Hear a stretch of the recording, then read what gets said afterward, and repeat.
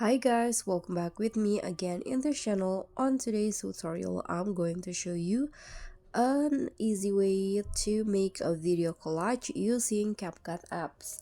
So here you can start by clicking on your project and start by selecting your footage. Okay, so I'm going to select around 3 videos here. And after that, here to make it easier, you can just click on the collage button. So after you hit the collage button, you'll go to this page, and here you can just select the format and also the ratio that you want for your collage video. I'm going to go with this, and after that you can just continue, and after that you'll go to the editing page. So now this is the editing page. Now you can just edit your videos how you like it. You can add filter, effects, or maybe animations to your video.